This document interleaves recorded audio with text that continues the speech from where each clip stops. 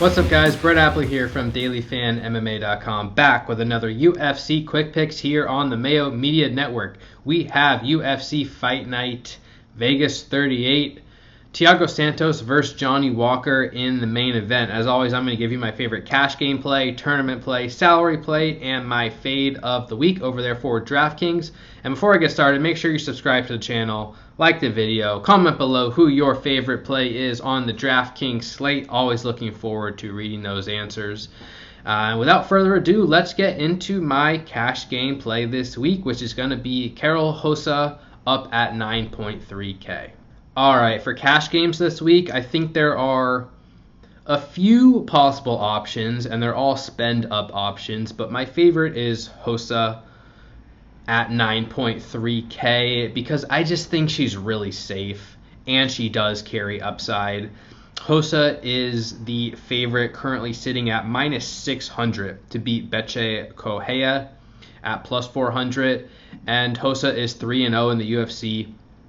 She's landed a ton of volume in her short UFC career. She is averaging, let me pull up the numbers. She is averaging 7.73 significant strikes per minute. Defense a little bit questionable, absorbing 5.51. Striking defense 48%. But in her 3 UFC wins, she's landed 171, 120, and 57 significant strikes. That 57 strike performance, she also landed 4 takedowns and earned 11 minutes of control time. So in her 3 UFC wins, again, all by decision, she has scored 112, 110, and 109 points. That is very rare, and I don't necessarily think she's going to duplicate that on Saturday, but it's possible, and I do like this matchup for her against Correia, who's like 11 years older or something like that, and is toward the end of her career, most importantly, is definitely slowing down both literally and figuratively. Let me pull up the ages just to double check. Rosa is 26 years old, and Correia is 38 years old. So Rosa's going to be a little bit longer. She's going to have a speed advantage. She's going to have a volume advantage, and she's probably going to have a grappling advantage too, averaging 2 takedowns per 15 minutes. Correia does defend at 84%, but not really an offensive wrestling threat of her own, has been taken down here or there. So I think Rosa is going to be able to produce a lot of volume in this matchup. The concern would be that she doesn't have a great chance to win inside the distance at plus 335. That's maybe a potential reason to pivot away from her in tournaments if her ownership gets too high, which I think she'll be pretty popular. But in cash games, she's just so safe because not only is she a massive favorite to win, minus 600, but she's just so likely to produce offense with her high volume style, with her theoretical grappling. And hey, even if she doesn't get a finish, even if we say she wins by decision on Saturday, she's now proven 3 times in a row she can land 110 points on average in a decision, which is very, very impressive. So I'm locking in Karol Rosa this week. I think she's got a great matchup, very likely to produce offense and volume, very safe. Cash game play of the week there at 9.3K. All right, in tournaments this week, I'm going to go with Nico Price at 8.4K, fighting Alex Oliveira.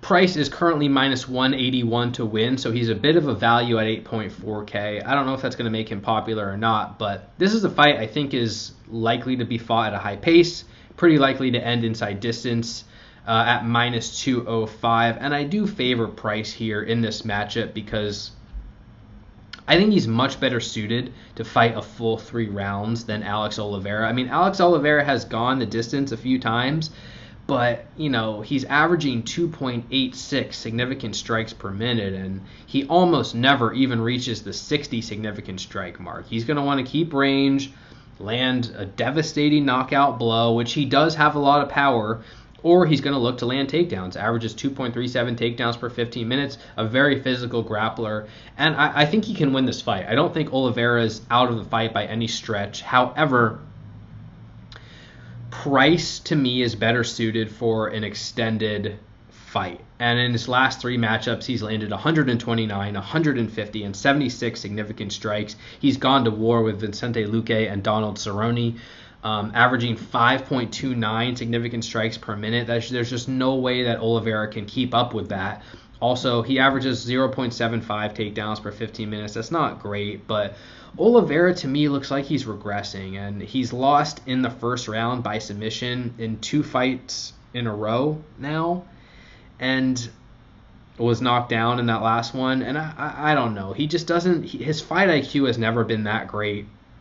I'm not going to call him a quitter, but he just doesn't. His trustworthiness bar is shrinking, and the stock to me on price is trending upward. So I think Oliveira is going to be very dangerous in the first round in the early minutes of the fight. He might land a hard shot, he might look to land takedowns, but Price is a good grappler himself, a good submission grappler, so I trust him to survive on the mat.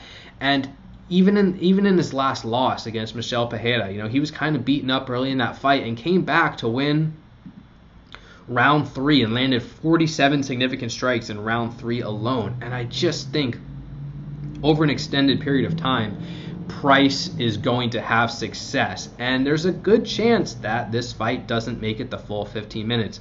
Price is plus 135 to end inside the distance. He has plus 130 to win inside the distance. He has knockout equity and submission equity. And 8.4K is really not a bad price tag to pay. It's not even like you need 120 points from him at this number. Hey, you get 85, maybe he doesn't end up on the optimal lineup, but that's not going to kill you. And if he gets 90, 95, 100, well, he has a pretty good chance to be on winning tournament lineups this week. So a good fight overall to target on DraftKings, but I'm definitely leaning toward Price at 8.4K. He is my tournament play of the week. Moving on to my salary play of the week, I'm going to give out Johnny Walker at 7.4K, and this is, I'm not going to call it a cop-out, but the problem here is that I'm not picking any of these fighters to win in this like 7.9 to 7.4K range, and I'm not actually picking Johnny Walker to win. I am picking Thiago Santos to win. So if that's enough to push you off of Walker, so be it. But the thing is, there's a competitive betting line on this main event for a reason. Santos is the favorite, minus 153. Walker plus 133 as the underdog, so he's only a slight underdog. And if Walker wins, it's just so likely to be an early knockout that if he wins at all, very, very likely to end up on the winning tournament lineup. And he's fought in the UFC 1, 2, 3, 4, 5, 6 times. He's won 4 times. How has he won each of those times? You guessed it. First round knockout all 4 times. None of them have lasted even 3 minutes. He has not proven himself over 15 minutes. And if this fight gets extended, I don't think he's going to have success. I think Santos is probably going to take over.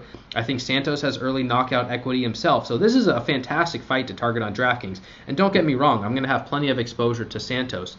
But Walker at 7.4K, like, he is not guaranteed to score 100 points in a win, but in his 4 wins, he scored 104, 128, 127, and 107 points. And this fight is minus 550 to end inside the distance. Walker has an incredible inside distance line of plus 177 for that price tag. So really you're just targeting the upside here. Do you have to use him as a primary option? No. Do you need 70% of him? Do you need to play him in 7 out of 10 lineups?